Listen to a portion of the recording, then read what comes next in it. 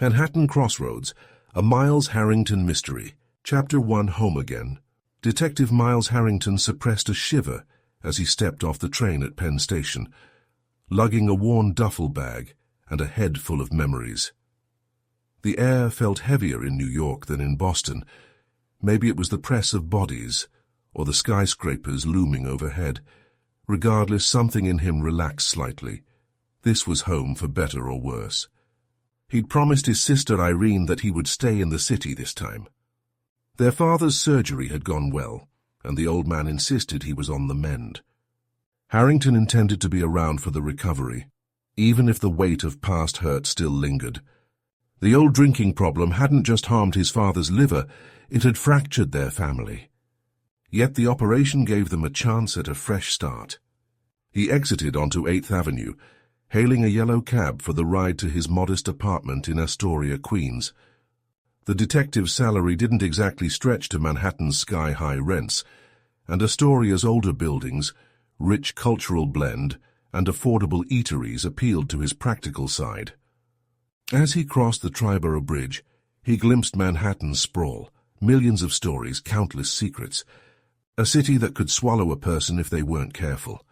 At his third-floor walk-up, the hallway light flickered ominously, and the faint smell of garlic drifted from a neighbor's apartment. He found his door, green paint peeling at the edges, and let himself in. The living room looked exactly as he'd left it, a battered couch, stacks of crime novels, and a desk flooded with old notebooks and case files. He set down his duffel and exhaled, reminding himself he was here for family. Before he could even take off his shoes, his phone buzzed. It was Irene. "Hey," she greeted. "Dad's resting at home. Doc says no more overnight hospital stays if he follows orders." "Meaning if he doesn't fight with every nurse in sight," Harrington quipped. He could almost hear Irene's wry smile. "Exactly. Anyway, can you swing by tomorrow? It'd mean a lot if we both checked on him together." He agreed readily. Whatever awkwardness lingered between him and his sister could be dealt with later. Right now they were united by concern for their father, who'd been so distant while they were growing up. A flicker of memory threatened to surface, a missed birthday, a baseball game where his father never showed. He pushed it aside. That night, Harrington tried to settle in, opening the windows to let in a breeze. His mind roamed back to Boston, the Davenport case, the tension of the final showdown, and the relief of putting that killer away. He hoped the city would spare him any major fiascos for a while. A quiet period wouldn't hurt. Yet as he laid his head on the pillow, the phone on the nightstand seemed to buzz in anticipation, as if reminding him that in New York, trouble was never far off. The streetlights outside cast fragmented shadows on the walls. A siren wailed in the distance. The city felt alive and restless, like a companion that never sleeps. He finally dozed off after midnight, mentally listing the tasks for the morning. Check in with Irene, ensure their father was adjusting, maybe grab groceries for him. A normal day, or so he hoped. But Harrington, a seasoned detective, knew how swiftly life could lurch from normalcy into chaos, especially here, where every street was a potential stage for heartbreak, and every corner might hide a secret waiting to be uncovered. End of Chapter 1. Chapter 2. Quiet mornings and old tensions. The next day, Harrington woke to sunlight cutting through the single window in his tiny bedroom. After a quick shower, he hopped on the subway to East Harlem, where his father still lived in a cramped apartment lined with old awards and faded photographs. Irene was already there, leaning against the kitchen counter, arms folded across her chest. She looked up with a cautious smile. "Morning, he's still asleep, but I think he'll be glad to see you." Harrington nodded, feeling that old awkwardness re-emerge. Once upon a time, he and Irene had been nearly inseparable late-night ice cream runs and shared jokes. But in the last decade, life had pulled them in opposite directions. They never explicitly fought. They just drifted. They stood in silence for a moment, each searching for words. Finally, Irene spoke. "How was Boston, anyway? You never really told me the details." He shrugged. Complicated, but we got the bad guy, end of story. Glad you're back, she said softly, fiddling with a coffee mug. Dad's well, he's trying. The surgery forced him to quit drinking. Let's hope he keeps it up. They heard the scrape of a walker in the hallway. Their father emerged, still looking frail but with some color returning to his cheeks. His gaze flicked from Irene to Harrington, then he mustered a faint smile. Nice of you two to grace me with your presence. I guess I should make breakfast. Harrington managed a slight laugh. I'll handle it, you just sit. After a quick rummage in mostly empty cupboards, he settled on scrambled eggs. As he whisked them in an old frying pan, he remembered the nights he'd gone to bed hungry as a teenager. His father passed out on the couch. The taste of resentment was still on his tongue. But the old man was here, sober, post-operative and perhaps genuinely sorry. Maybe that was progress. They ate together quietly. The tension lessened with every bite. Their father filled the silence with anecdotes of his own NYPD days, from foot patrol in the Bronx to busting small-time con artists. Irene listened politely, while Harrington began to wonder if his father was simply nostalgic or if he was trying to prove he wasn't always a deadbeat. Eventually, Irene checked the time and sighed, I have to go work. She gave both men a tentative hug before slipping out the door. Harrington and his father sat alone, the older man eyeing him curiously. You're staying in the city, right? His father asked, voice low. No more hopping around? Harrington nodded. For now, my next assignment is local, if it ever comes in.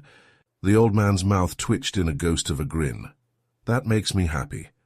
I know I missed a lot, but I don't want to miss more. Emotion churned in Harrington's chest.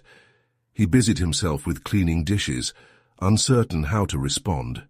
Forgiveness was a process, not a switch he could flip.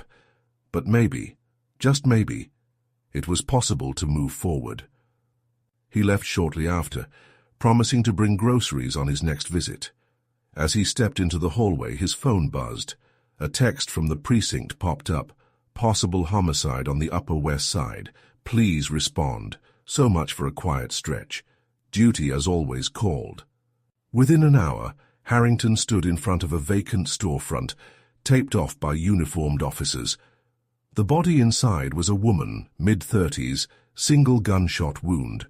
No ID, no phone, and no apparent reason for her to be there. The scene brought back an unmistakable adrenaline rush, the kind that told him normalcy wouldn't be his companion for long. End of Chapter 2. Chapter 3. Shadows on the West Side. A brisk wind whipped down the street as Harrington ducked under the yellow crime scene tape. The vacant shop's interior was dim and dusty, illuminated mainly by the harsh glare of portable police lamps. A uniformed officer, Kramer, greeted him with a nervous nod. Victim found about 2 hours ago, Kramer said. A passerby noticed a broken door, called it in. Looks like a single gunshot wound to the chest. Harrington crouched beside the body. The woman's eyes were frozen open, her expression etched in what looked like shock. No immediate signs of a struggle, but the place was too cluttered with junk to be certain. The bullet casing lay a few feet away, glinting in the artificial light. A forensics team member, Mahoney, stepped forward. Preliminary guess 9mm close range. We'll do a full ballistic analysis at the lab. Harrington nodded, slipping on gloves to check the victim's pockets. Empty, no purse or phone. If this was a robbery, the killer either took her stuff or she never brought it, he said quietly. But why come to a vacant store? Mahoney shrugged, snapping photos. Could be a meeting gone bad. Outside, Harrington took a moment to breathe. The city traffic rumbled by, indifferent to the crime unfolding in its midst. He phoned Lieutenant Gomez to confirm details, then scribbled notes in his worn notebook. The familiar smell of stale coffee from a nearby deli reminded him of countless other investigations. This was the life he chose. Later, he headed to the precinct. The office buzzed with telephones ringing, cops exchanging rushed updates and the muffled clack of keyboards. Lieutenant Gomez, a lean woman with sharp eyes, waved him into her glass-walled office. "We got an ID through Prince," she said, handing over a file. "Carmen Nelson, 34. Some petty theft charges in her 20s, but nothing big. No current warrants. Nobody reported her missing." Harrington skimmed the details. "Family?" She aged out of foster care, no known relatives. She'd been couch-surfing for a while. "We're digging into her contacts. This might be a dead end, or maybe it opens up something bigger." He thanked Gomez and retreated to his desk. A wave of fatigue struck him. Too little sleep, too many thoughts. But a detective's job rarely paused. He pulled up Carmen's sparse records, found a few addresses scattered around the city. Most led to defunct listings or old roommates. Nothing jumped out except a note about her, once filing a small claims lawsuit against a landlord for keeping her deposit. That suit was dropped. Harrington's eyebrows rose. It might be nothing, or it might be everything. An hour later, the phone rang on his desk. "Harrington," he answered. "I've got a tip," a familiar voice said. It was Detective Nick Albright, a colleague who occasionally traded intel. Saw the crime scene on the wire, heard rumors about a real estate scam in Hell's Kitchen, people paying deposits for non-existent apartments. Could be connected if your victim was mixed up in that. Harrington jotted it down. Real estate scams, shady landlords. It reminded him vaguely of stories his father used to tell about unscrupulous types who preyed on desperate tenants. The city's older neighborhoods bred such cons like weeds in sidewalk cracks. By the time he left for the day, the sun had set. He slipped onto a crowded subway, the churn of people reminding him how many lives flickered through this metropolis. Carmen Nelson had been just one among millions, yet her murder demanded answers. Sighing, he leaned against the metal pole, scanning his notes under the fluorescence. He felt the call of the chase begin. That mixture of duty and obsession that had often consumed him in the past. Tomorrow, he decided, he would hit the ground running, question building managers, find out why Carmen ended up in a vacant storefront, and see if the old rumor about scamming tenants still thrived.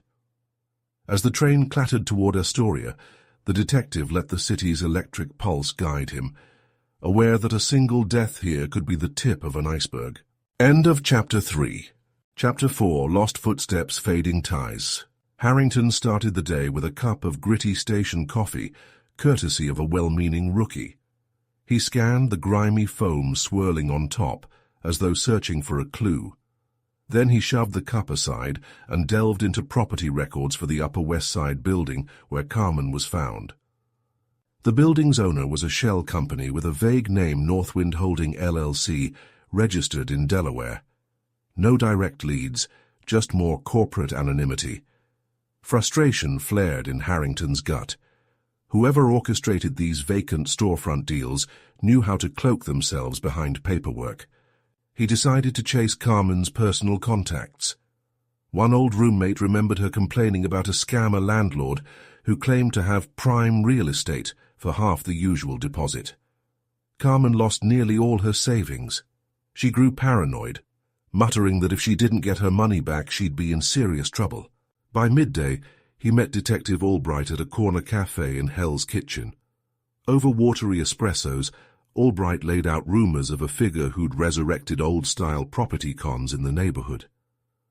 "I heard the name Vince DeLuca, but no one's sure if he's the same guy from back in the day, or just someone using his name," Albright explained. Harrington's mind flashed to the battered notebooks his father kept from his NYPD days. He remembered references to a Vince DeLuca, a con artist who vanished years ago. If it's DeLuca or a copycat, Harrington mused, then Carmen Nelson might have confronted him about her stolen deposit. That confrontation could have ended with a bullet. Before he could pursue the lead, his phone buzzed again, this time Irene. "Dad's on edge," she said. "He's trying to do chores he's not supposed to yet. Could you come by this evening?" "I'll be there," Harrington promised. He felt a stab of guilt.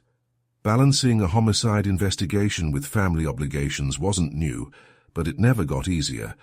He wanted to keep his word. No more neglect, no more drifting away. Later that night, as he walked into his father's East Harlem apartment, He found the old man pacing without his walker. "Should you be doing that?" Harrington asked, alarmed. His father grunted. "Doctor said I can walk a bit now. I'm sick of feeling useless." Then his gaze shifted to the file under Harrington's arm. "What's that?" "Case notes," Harrington admitted, setting them down on the wobbly kitchen table. He hadn't planned on sharing, but a small part of him was curious if his father's past policing might help. "There's a name you might remember. Vince DeLuca. Ring a bell?" His father's eyes sharpened. "He was a slick con man back in the 80s, peddled phony leases, cheated dozens of people out of their money. I helped investigate him. We almost got him, but he fled the state." Harrington nodded, heart pounding. "He might be linked to the murder I'm working. Carmen Nelson. She was scammed and now she's dead." For a moment he saw the old detective spark in his father's expression. Then something like regret clouded his features. "I have notes on DeLuca in my closet. I kept them all these years, never knew why.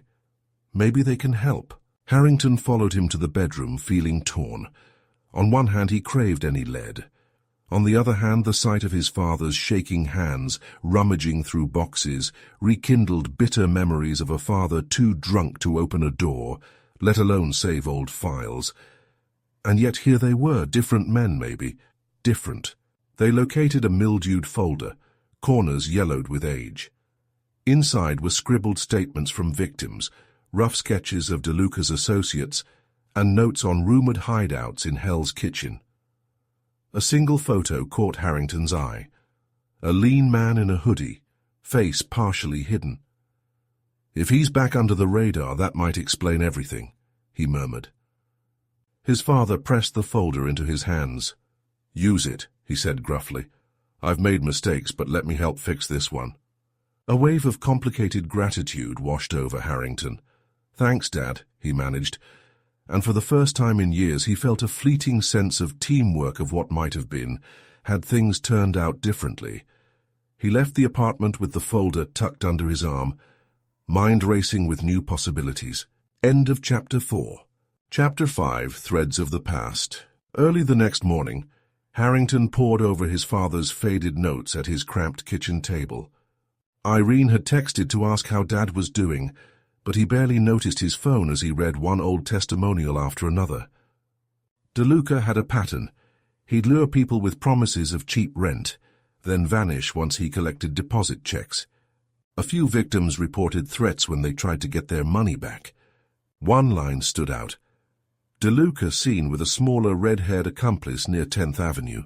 That detail wouldn't have meant much in the 80s, but it might help now. His father had also jotted down a rumor.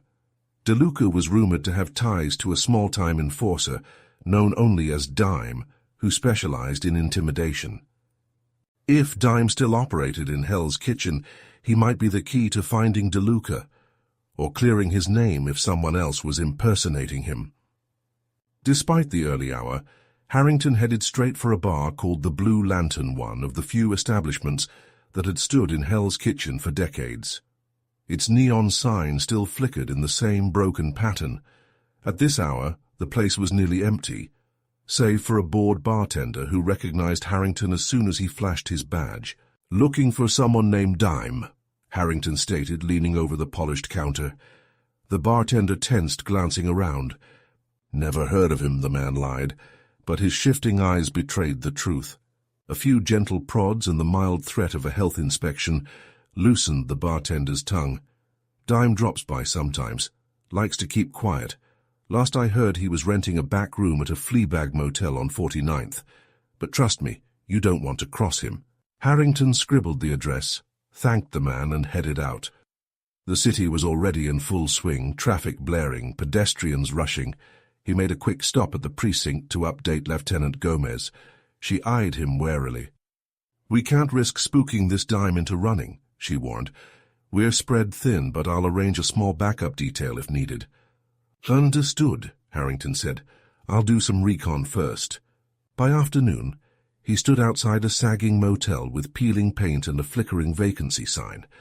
He could smell the stale odor of cigarettes before stepping inside.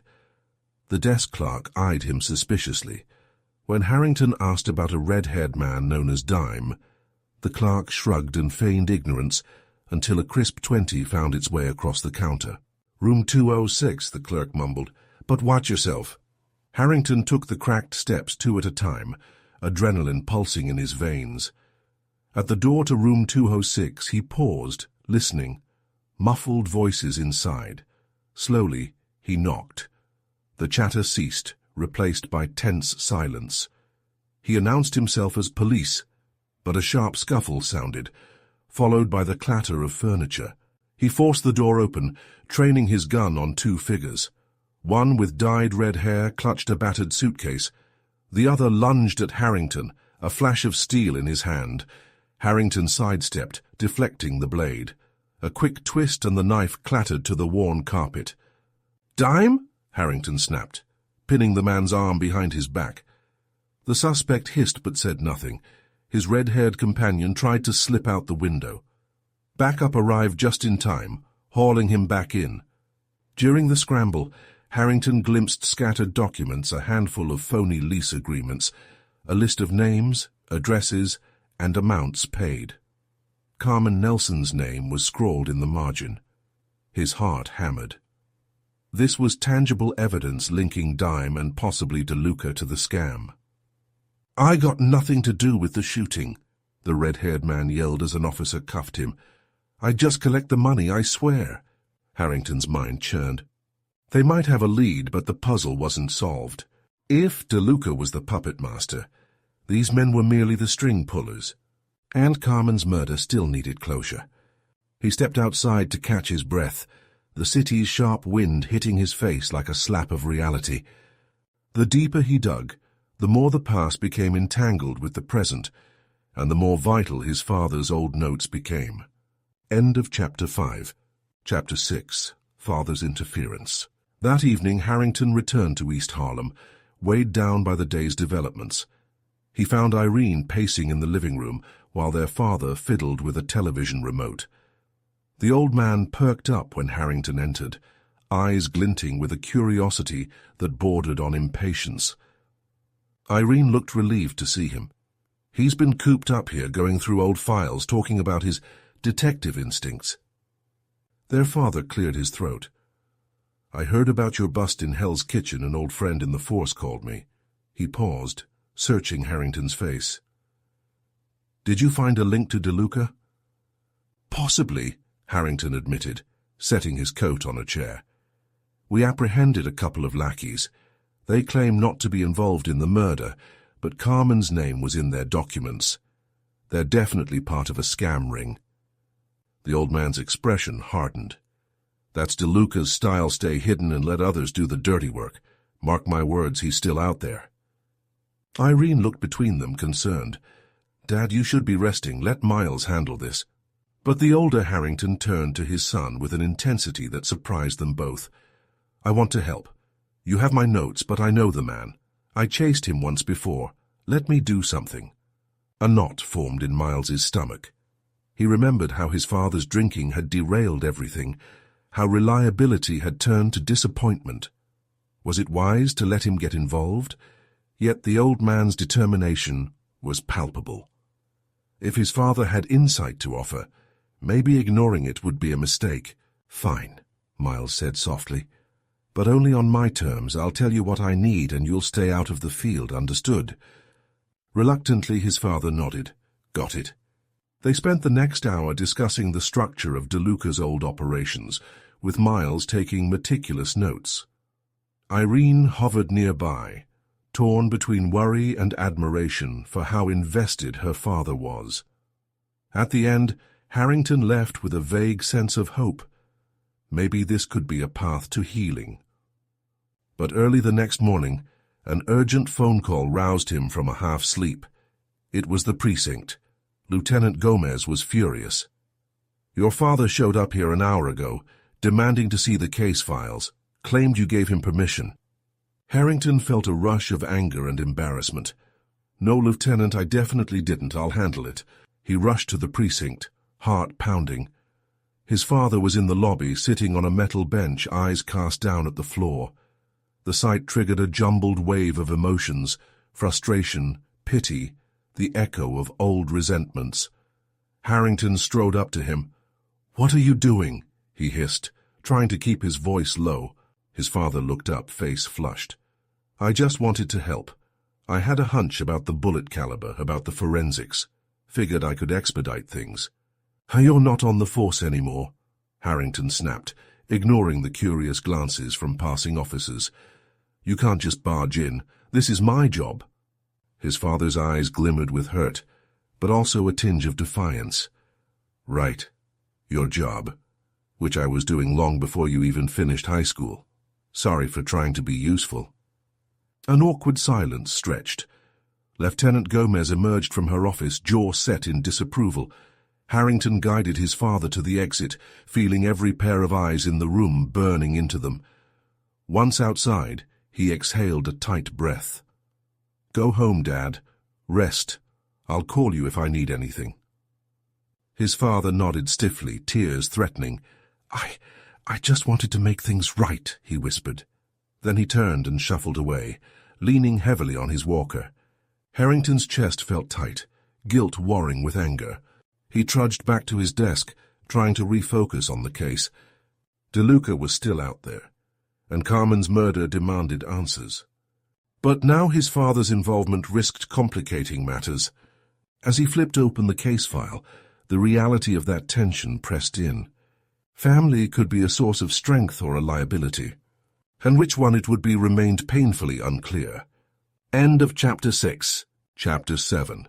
A Turn in the Case. Days passed in a blur of witness interviews and cross-referenced documents. The two men apprehended at the motel, Dime and his red-haired partner, stonewalled the investigation, refusing to name DeLuca. Their lawyer, a sharp-eyed public defender, argued they had no connection to murder, just petty fraud. Still, Harrington sensed the net tightening. Tracing the money stolen in the deposit scam revealed a complex web of shell accounts. He spent a late night in the precinct, poring over bank statements with a forensic accountant. Tiny clues suggested an account that belonged to VD Investments, which might stand for Vince DeLuca. But the account holder's official ID was nowhere on file.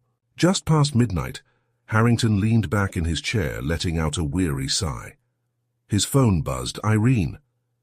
Instinctively, his pulse quickened. She rarely called at this hour. "Miles," she said breathlessly. "Dad's gone. He left a note saying he's going to track down DeLuca himself. This is bad." Harrington grabbed his coat, heart pounding. "Stay there, I'm on my way." 20 minutes later, he was at their father's apartment. Irene clutched a crumpled note that read, "I know you think I can't help, but I can't rest until that killer pays. I owe it to Miles and to that poor woman." Irene looked on the verge of tears. He can barely walk without that walker. Where would he go? Harrington raked a hand through his hair, adrenaline spiking. Hell's Kitchen, most likely. That's where DeLuca's operation is rumored to be. Maybe the Blue Lantern or some other old haunt from his notes. Without hesitation, he and Irene hopped into a taxi, the city lights a neon blur outside the windows. Arriving at the bar, Harrington questioned the bartender again. No sign of his father. They checked the sidewalk near the old vacant buildings, the Fleabag motels, each dark alley a potential hazard. Finally, near an abandoned lot on 10th Avenue, Irene spotted a lone figure struggling to maintain balance on crutches, her father. He looked exhausted, pale under the streetlights. Harrington rushed over, relief and frustration in equal measure. "Dad!" Irene cried, gripping his arm. "What are you doing?" He coughed, struggling for breath. I heard a tip from an old contact. Said DeLuca's men might be meeting in a warehouse down the block. Thought I'd wait them out." Harrington's anger flared. "You could get yourself killed." His father locked eyes with him. "So could you every day, but you go anyway. This was my job too once, and I need to make amends." Emotion welled in Harrington's chest, memories of childhood confusion, longing for a father who never came home sober. Now, faced with the old man's desperate need to prove himself, Harrington felt torn between empathy and exasperation. Before he could respond, a loud crash echoed from the warehouse. 3 dark-clad figures burst through a side door, carrying large duffel bags. They froze when they saw Harrington and the others. One man's eyes flicked from Harrington's badge to the older Harrington's crutches. "Run!" he barked. The trio bolted, splitting in different directions. Harrington instinctively gave chase, telling Irene and his father to stay put. Sprinting down the shadowed alley, he tackled one suspect who fought back with surprising strength.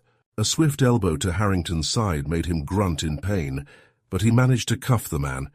A uniformed patrol car, responding to Harrington's radio call, roared up and cornered the second suspect. The third vanished into the night.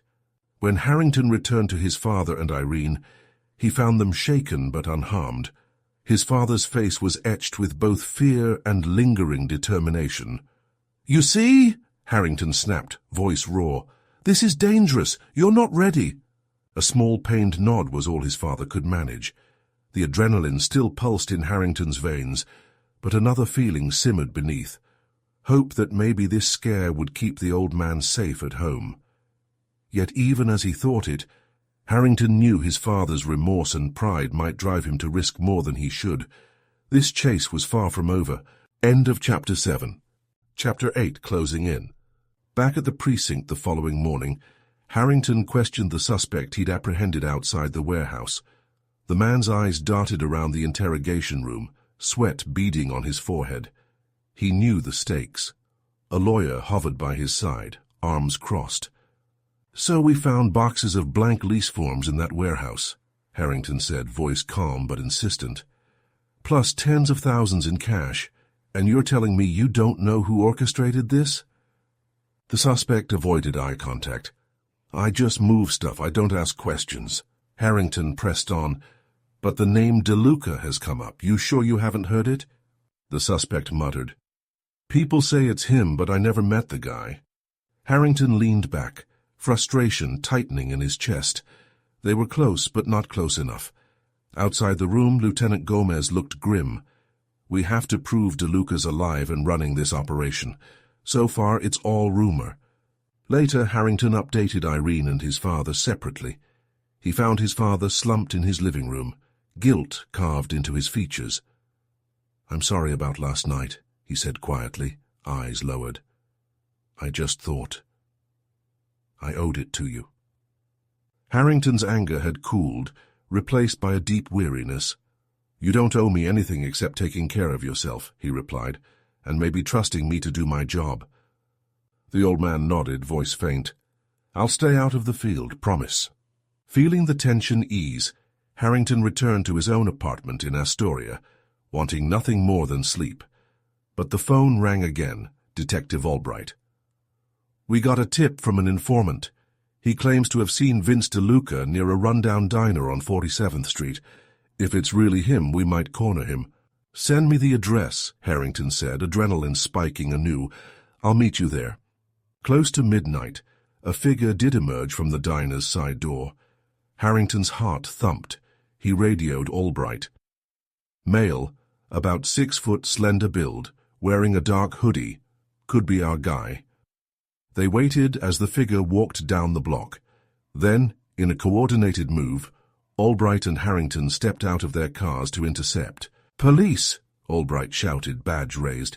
The figure whipped around, face contorted in surprise. Only it wasn't DeLuca, just a startled dishwasher trying to take out the trash. Harrington exhaled, frustration roiling. The night ended with no arrest, no new leads. Harrington's mind churned as he drove home. Was DeLuca always one step ahead, or was this an imposter cunning enough to emulate a ghost? Carmen Nelson's murder still hung in the balance, her name a reminder that this wasn't just a case, it was a responsibility to the dead. He collapsed onto his couch. The faint hum of traffic drifted through the window. He thought of his father, once a troubled hero in his eyes, now a frail man risking his life to make amends. He thought of Irene, forever caught between loyalty and exasperation. And he thought of DeLuca. If he was real, how many more Carmen Nelsons would suffer before they nailed him?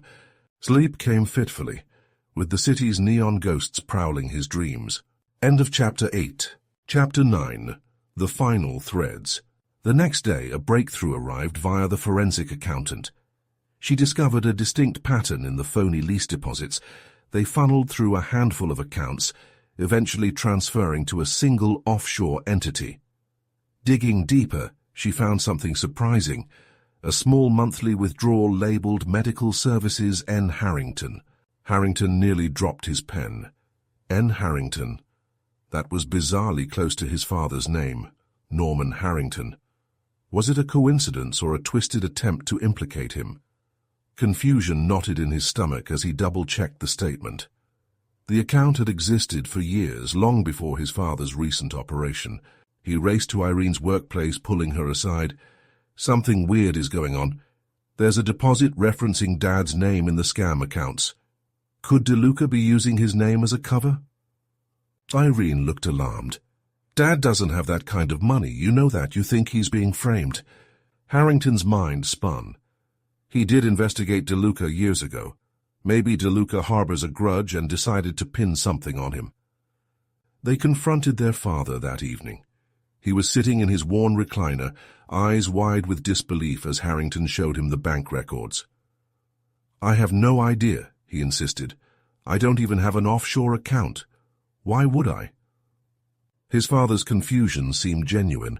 Irene wrung her hands. "Could DeLuca be taunting you, Dad, trying to drag us into his schemes?" The older man shook his head. "I'm not sure, but I do know DeLuca always held grudges. He hated me for exposing part of his operation. Maybe this is payback."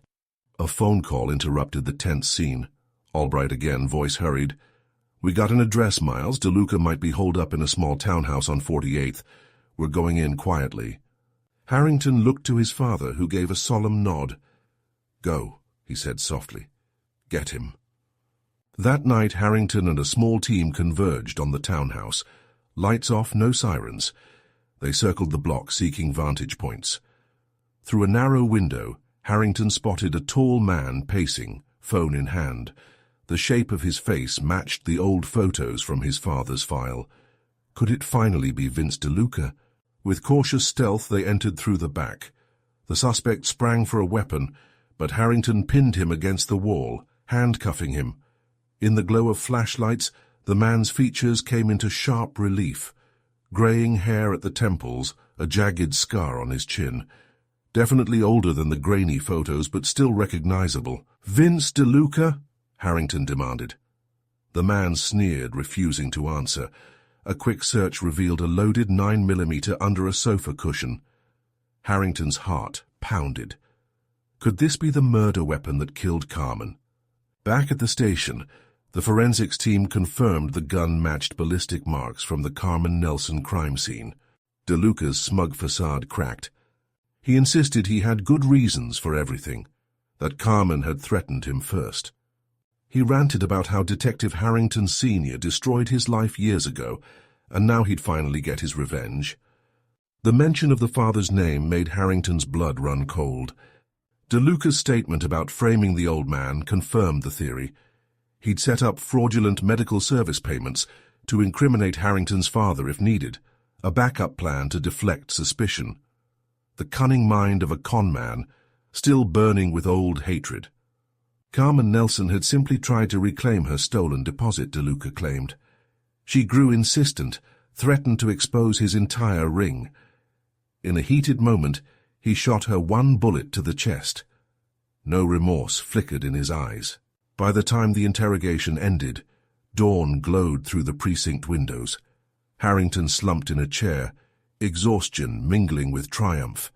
They finally had him. Carmen's murder was solved, and his father was free of any suspicion. Still, an aftertaste of bitterness lingered. DeLuca had spent years plotting payback, and Carmen had paid the ultimate price. End of Chapter 9. Chapter 10, New Beginnings, Old Foundations. 5 weeks later, the trial against DeLuca was set in motion. The evidence was overwhelming, from ballistic matches to forged documents. Even his accomplices, cornered by plea deals, testified against him. Harrington sat in on preliminary hearings, face impassive, but inside he felt relief. Carmen Nelson would have justice, and DeLuca would finally face what he'd evaded for so long.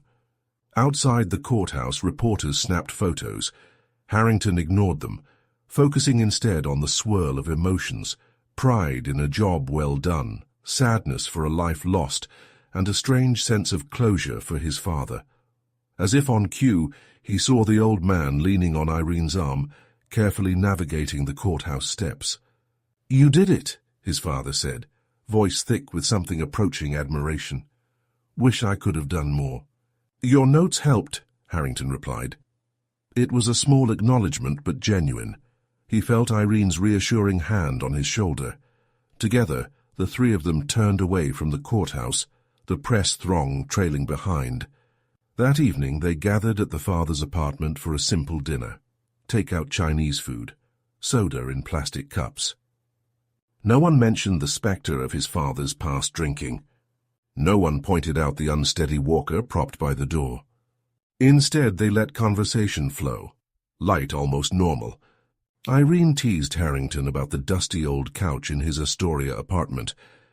He teased her about her color-coded planner. Their father interjected with stories of the NYPD from before either of them was born. They laughed in places that once held only tension.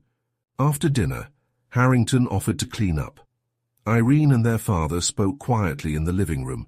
He caught fragments. "We'll try. Maybe we can all.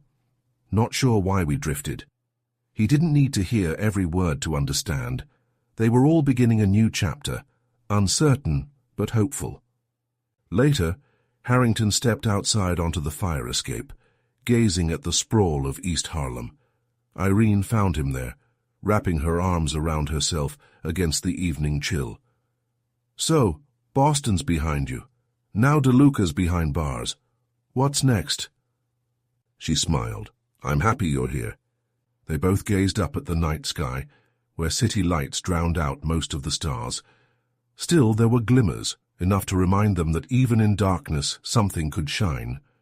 The next day at the precinct, Harrington cleared the final paperwork on the Carmen Nelson case. As he tucked the thick file into the archives, a wave of satisfaction washed over him.